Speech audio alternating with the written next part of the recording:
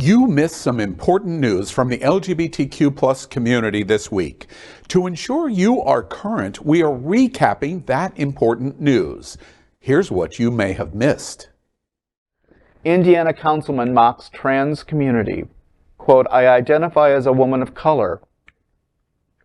Community members showed up in force at the Delaware County Council meeting Tuesday, and most who spoke were demanding Ryan Webb resign as a member of the council following his declaration on Facebook earlier this month that he identifies as a woman of color.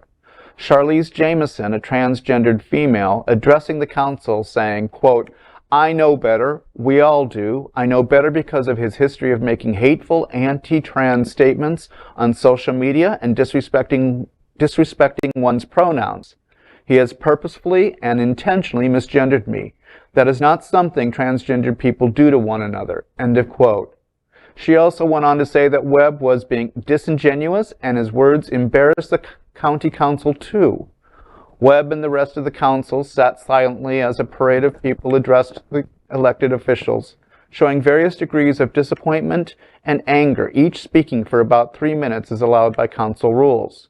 Students who demand action by Burris Laboratory School also spoke at the meeting. 6 students approached the podium and demanded Webb's resignation, with one student saying people like Webb make the process of figuring out who one is even more difficult.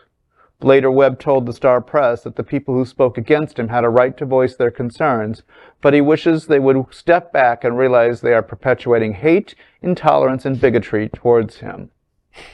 I think that's called projection. And irony. And just stupidity. Stupidity. I mean, we see that on a daily basis in current politics. They blast and blast and blast, and we're the ones being the bad guys.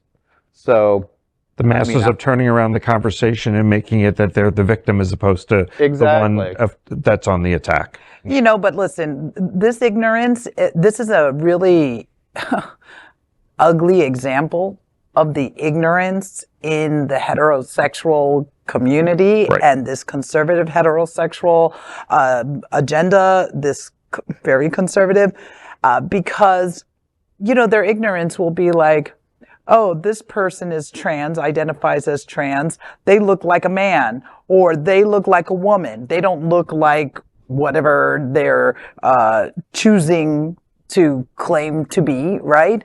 But they don't understand the whole conversation. Right. So they don't understand the transition period. They don't understand, but that's the ignorance. Right. You understand? Mm-hmm. He's like, hey, I'm a trans woman of color.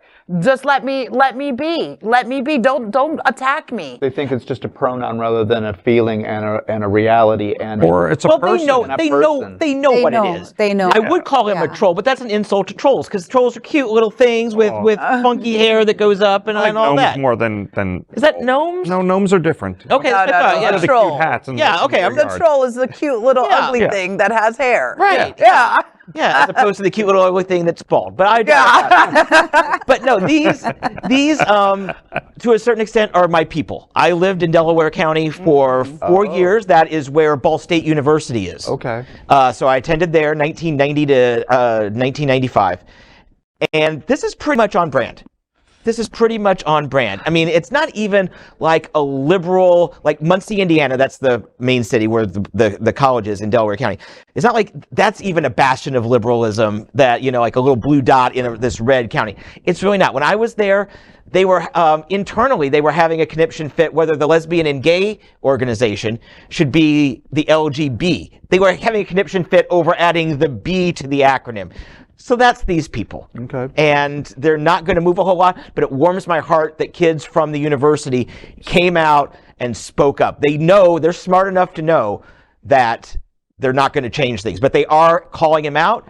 They're on television. We're promoting their message. So I would say this is really about the best possible outcome that we could hope for. And we're seeing that across the country. Yeah. We're seeing youth coming out and saying enough is enough. We're not going to put up with hate. We're not going to put up with any of that discrimination and stuff. We want everything to be equitable and we're going to come out and vote. And that's the hope, that in this next 2 elections, especially the presidential one coming up, that they're going to come out and speak up, and they're going to speak up against all the people that are haters and trying to push other people down. And this is where we hope that this will backfire on all of these folks that are making these laws right now, that they're going to see everything that they've done unraveled for the equality of human people, of human beings, of society.